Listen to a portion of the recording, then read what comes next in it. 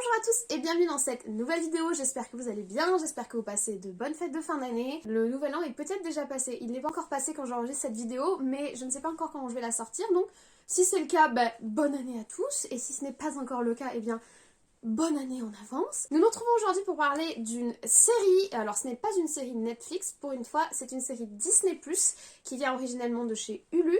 C'est une série que j'attendais avec impatience parce que c'est un sujet de société que je suis depuis plusieurs années. Et quand j'ai vu qu'une série documentaire fiction, docu-fiction allait sortir sur le sujet, j'étais vraiment intéressée de voir comment ils allaient le présenter et quel parti pris ils allaient faire. Et franchement, j'ai pas été déçue. La série sortait un épisode à la fois, donc c'était très long. J'avais vraiment hâte de vous en parler. Cette série, c'est Dopesick, qui est donc sur Disney+.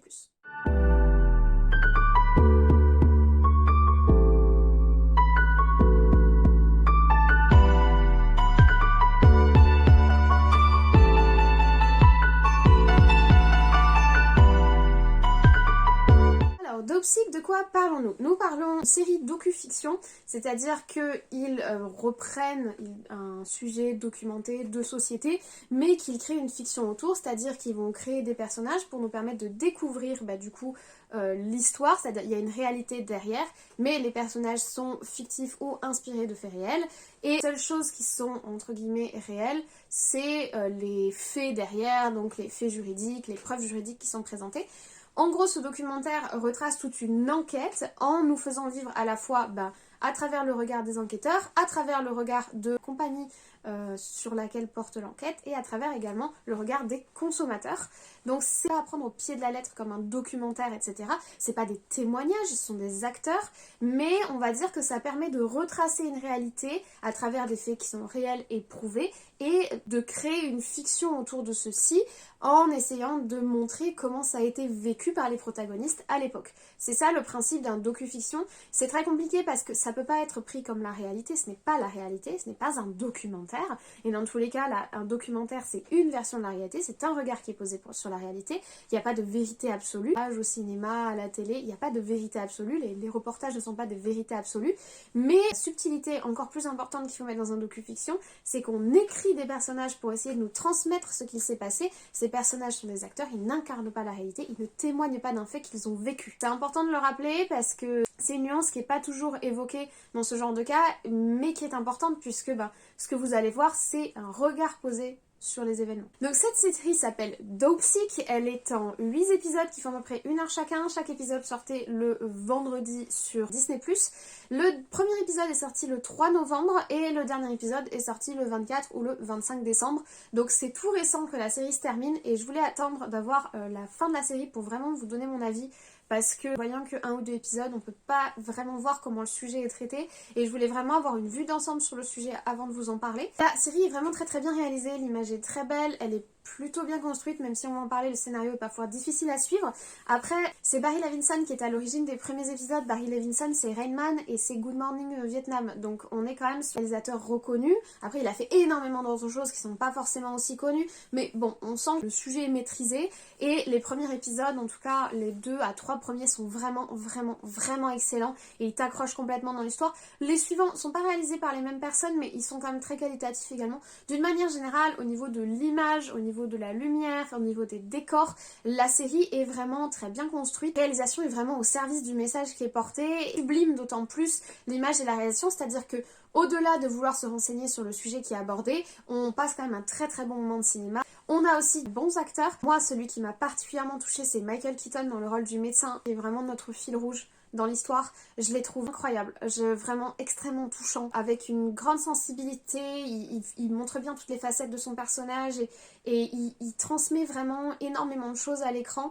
C'est quand même une histoire qui est très prenante, je vais vous en parler, qui prend aux tripes et son personnage est vraiment porteur dans la série. Il est également aux côtés d'une jeune fille, Caitlin Dever, que je ne connaissais pas et qui joue très bien également son rôle, un rôle important puisqu'elle aussi c'est un personnage assez porteur de l'intrigue. Elle joue très bien, mais globalement tout le casting est top. Personne qui est en dessous, que ce soit le jeune homme qui joue le commercial, que ce soit les enquêteurs ou l'enquêtrice, puisqu'il y a également une enquêtrice qui ne font pas partie du même domaine d'expertise. que ce soit du coup toutes les victimes et toutes les personnes qui témoignent, etc. et même qui représentent la fameuse industrie, tout le monde joue très très bien son rôle, c'est vraiment du pur plaisir à regarder. Évidemment, je ne vais pas dire qu'on passe un bon moment parce que c'est profondément malaisant, c'est profondément dérangeant tout ce qui se raconte, mais visuellement, scénaristiquement et au niveau des personnages, c'est très agréable et c'est très bien réalisé. Donc jusqu'à maintenant je tourne autour du pot sans vous parler réellement du sujet qui est abordé. Dopsic raconte l'essor d'un médicament qui s'appelle l'Oxycontin aux États-Unis, qui est un médicament dérivé d'un opioïde, c'est-à-dire les opioïdes ce sont des médicaments hautement addictifs, mais la subtilité de ce médicament c'est qu'il a été lancé sur le marché avec comme terminologie de dire qu'il n'était pas addictif à l'inverse des autres et qu'il était enfin un palliatif un peu magique à toutes les douleurs, que ce soit les petites douleurs suite à une opération des dents ou les grosses douleurs, personnes qui sont en fin de vie, etc. Il a été proposé comme un remède magique dans les années 90 aux États-Unis et il a irrigué le marché américain, notamment dans les petites villes de province, notamment dans les milieux ouvriers, etc. Parce qu'on disait que c'était un médicament qui soignait toutes les douleurs et qui n'était pas du tout addictif et c'était vraiment un miracle de la médecine qui était présenté comme ça. Malheureusement, ce médicament est en fait extrêmement addictif, autant voire plus que les précédents, que les autres opioïdes, et il va complètement gangréner l'Amérique. Aujourd'hui encore, c'est un très gros problème, c'est-à-dire que il va être prescrit à des gens qui vont sombrer dans l'addiction, alors c'était pas des cocaïnomanes, c'était vraiment, et surtout sans aucun avertissement, c'est-à-dire que c'était prescrit par leur médecin en toute bonne foi, ça leur était prescrit, ça les rendait addicts et ça bousillait leur vie, sans parler des overdoses, etc.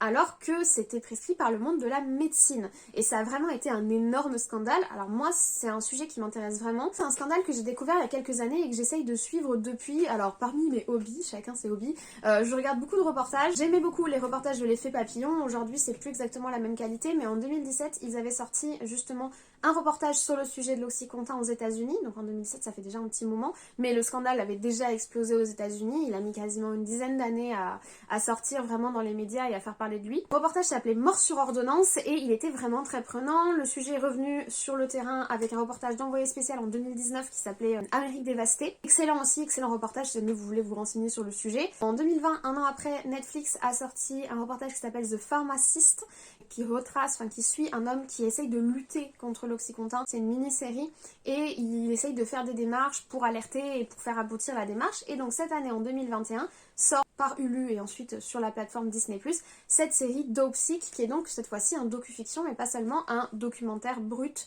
avec des témoins directs. Et l'avantage de ce docu-fiction, c'est que ça nous permet de retracer intégralement on va dire, toute l'évolution et l'invasion de ce médicament dans les communautés américaines, et aussi comment il a failli percer en Europe, etc. De façon un petit peu chronologique. Je dis un petit peu chronologique parce que c'est là qu'est le hic de cette série, c'est qu'on se balade beaucoup dans le temps. Et moi j'ai du mal à suivre les trucs où on se balade dans le temps, je sais pas. J'ai une incapacité psychologique grave qui fait que si on se balade trop dans les années, je sais plus où je suis.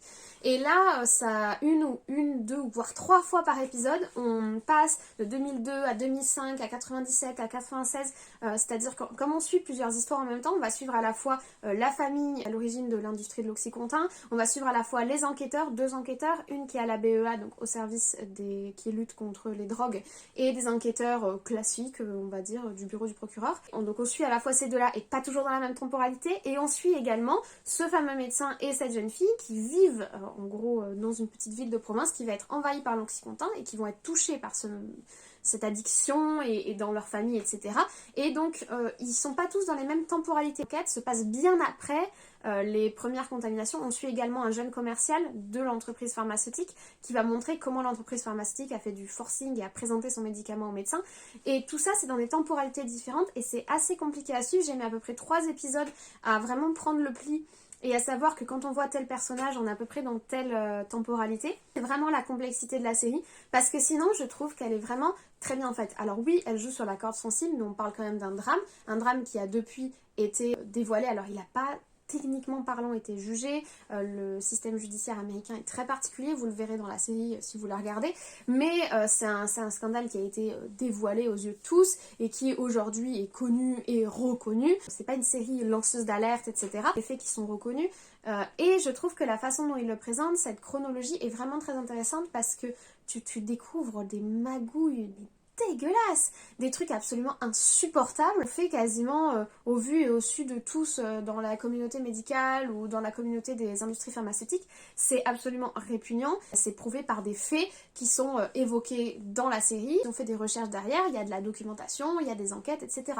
Alors il faut savoir que le reportage Dopesick a été tourné suite à un énorme dossier de recherche qui a été menée. Donc tous les faits qui sont évoqués dans Dopesick, tous les échanges de mails, tous les flyers publicitaires, les techniques de vente, etc. qui sont évoqués dans la série Dopesick reposent sur cette enquête, une enquête sourcée. Donc voilà, on est quand même sur quelque chose d'assez sérieux, même si on est dans un docu fictionnel. Les personnages sont des acteurs et non des témoins. Je ne peux que vous recommander Dopesick parce que c'est vraiment bien fait et tu le vis de l'intérieur, c'est-à-dire qu'un documentaire, c'est très externe, on a plutôt le regard de l'enquêteur. Là, on le vit de l'intérieur avec des personnages qui vivent la crise et qui nous la font vivre, la spirale infernale de la chute. Et en plus, incroyablement bien fait et d'une grande subtilité, c'est qu'il n'y a aucune culpabilisation des consommateurs. C'est-à-dire que quand on parle de drogue, on peut très facilement tomber dans la culpabilisation du consommateur, la culpabilisation du drogué. Et là, c'est pas du tout le cas, c'est-à-dire qu'on va vraiment au fond des choses. Qu'est-ce qui fait que ces gens ont sombré et qui est réellement coupable derrière? C'est vraiment très bien fait, très subtil.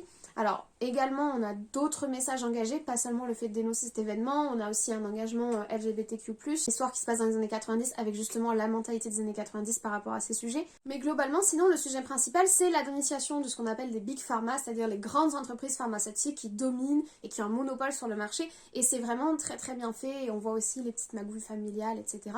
Donc franchement, je ne peux que vous recommander cette série. Maintenant, c'est pas le truc qui va vous donner du baume au cœur, clairement, c'est pas un sujet facile, c'est pas un sujet agréable, c'est pas un sujet réjouissant du tout, mais ça nous change de la maladie interdite dont on ne doit pas prononcer le nom sur YouTube, qui n'est pas Voldemort. Ça reste pas très positif et pas empreint de positivité, même s'il y a des choses bien qui se passent dans la série.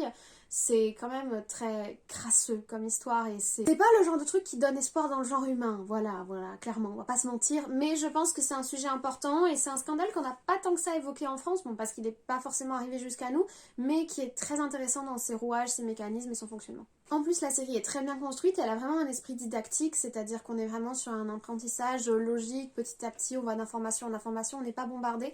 Donc voilà, sur 8 épisodes, qui font chacun 1 heure, donc sur 8 heures de série, on a quand même le temps de se familiariser avec le sujet, qui est un sujet complexe. Mais voilà, je trouve que vraiment, elle est très bien construite. Et puis on parle quand même d'une crise, d'un scandale qui a fait plus de 400 000 morts recensés pour le moment, d'après les chiffres du New York Times. Donc on est quand même sur un sujet grave et dur, mais aussi nécessaire. Et je voulais vraiment vous en parler parce que c'est une série que j'attendais et j'ai pas été déçue. J'avais vraiment peur que les parties pris soient mal faits ou pas assez fins ou pas assez intelligents. Et là vraiment c'est très bien construit et ça permet vraiment de retracer pas à pas ce scandale énorme. Voilà, je vous remercie pour votre écoute. C'était une vidéo qui change un petit peu d'habitude. Je vous parle pas forcément de documentaires. Alors je regarde beaucoup de documentaires, beaucoup de reportages comme je vous l'ai dit, mais je vous en parle pas forcément parce que c'est pas le sujet ici. Là on est sur un docu-fiction, on est sur une série et j'avais quand même vraiment très envie de la mettre en avant. On n'est pas trop entendu parler sur les réseaux, je l'ai pas trop vu passer et je trouve que c'est une série quand même très bien faite et qui mérite d'être vue, vraiment, qui mérite d'être vue pas seulement pour le message qu'elle porte mais aussi parce qu'elle est de grande qualité.